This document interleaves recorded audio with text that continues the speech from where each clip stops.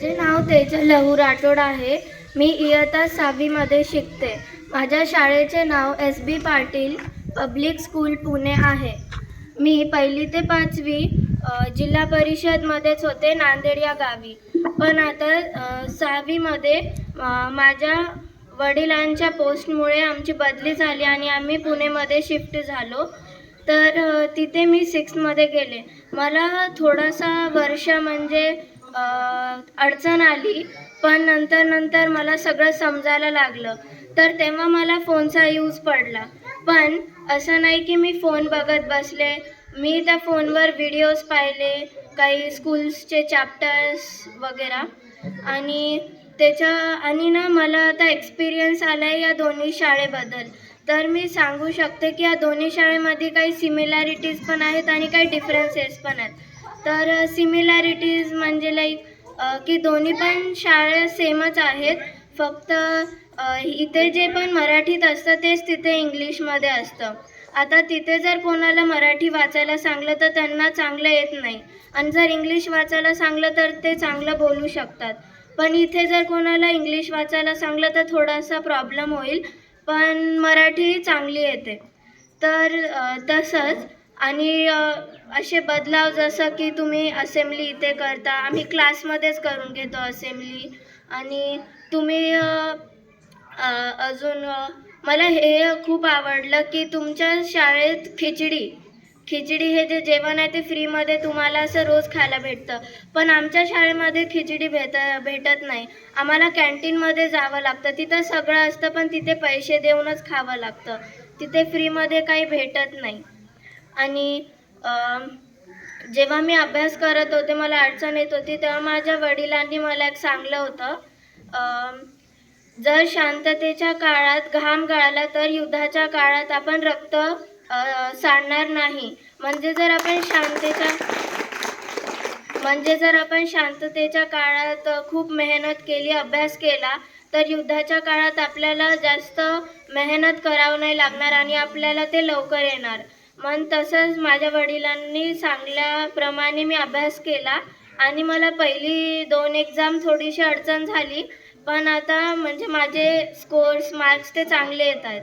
आणि तसंच मग आता माझी जी नवीन शाळा आहे पुण्याची, तिथे मी गौतम बुद्धाबद्दल त्या SSTच्या बुकमध्ये वाचलं. तर ती मी स्टोरी तुम्हाला सांगते. पण कोणाला गौतम बुद्ध माहीत आहेत ते हातवरी करा. सिद्धार्थ गौतमा. तुम्ही त्यांचे बुक्स वाचलेले आहेत? जर कोणाला थोडीशी काही इन्फॉर्मेशन येत असेल तर ते सांगू शकता गौतम बुद्धाबद्दल. कोणी आहे? येस.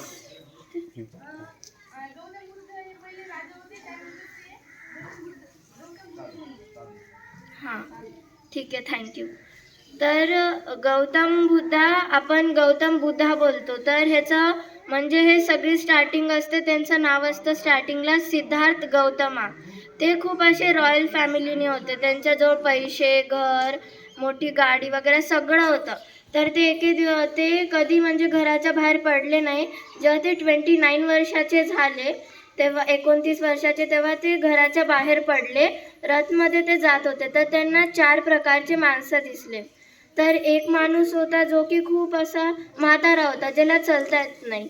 असा तो काठी घेऊन थोडासा चालत होता. तो गौतम बुद्ध त्यांना रथातून पाहत होते.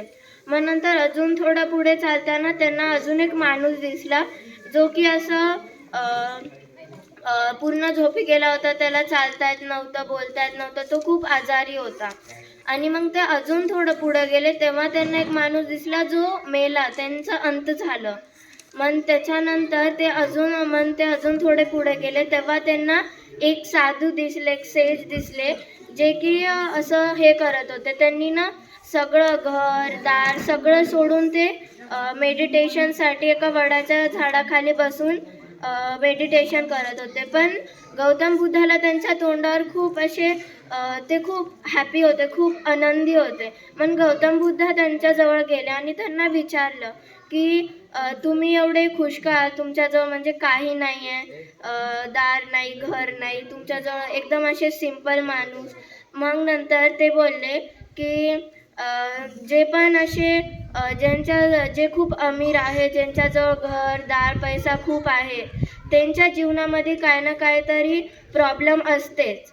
पण माझ्याजवळ काही नसून पण मी खूप खुश आहो. मन असं बोलून मग गौतम बुद्धाला पण असं वाटलं की त्यांना पण असं काही करायला पाहिजे त्यांच्यासारखं. मग दुसऱ्या दिवशी ते त्यांचं सगळं घर-दार, त्यांची वाईफ, पत्नी, त्यांचे मुलं ते सगळे सोडून ते पण तसेच त्या ऋषीसारखे गेले मेडिटेशन करायला.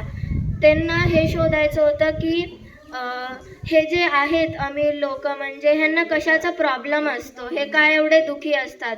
मग ते खूप असे चालले त्यांनी मेडिटेशन केला आणि नंतर मग त्यांना कळालं हे दोन गोष्टी आहेत ज्याच्याने की लोक खूप उदास आहेत. ते दोन गोष्टी आहेत, एक आहे अटॅचमेंट आणि एक आहे इग्नोरन्स. तर अटॅचमेंट म्हणजे जर आपल्याला कोणत्या गोष्टीचा लगाव झाला आणि जर आपल्याला त्या गोष्टीला सोडायची वेळ आली तर आपण खूप दुःखी होतो. जसं आता तुमचा फॉर एक्झाम्पल बेड असेल, तुम्ही त्या बेडवर रोज झोपत असाल, मग तिथे तुम्हाला जर कोणी बोललं की पाहुणे आले तू आज इथे झोपी जा, मग तुम्हाला थोडंसं म्हणजे असं वेगळं वाटतं की मला या बेडवर चांगली झोप येते, हे चांगलं आहे. तसंच मग आपल्याला त्याच्यासोबत अटॅचमेंट होते. आणि इग्नोरन्स म्हणजे जर आपल्याला ती वस्तू आवडली नाही तर आपण ती आवडतच नाही म्हणून तिला दूर करतो, पण ती गोष्ट चांगली असते. तसंच अजून तसं नसतं. आपल्याला ते बोलतात बी पॉझिटिव्ह म्हणजे आपल्याला हो मी करणार असं राहायचं. बी निगेटिव्ह नाही म्हणजे मी करणार नाही, माझ्याने हे होत नाही असं नाही, मला माझ्याने हे होईल असं म्हणून राहायचं. एवढंच मी बोलते. थँक्यू.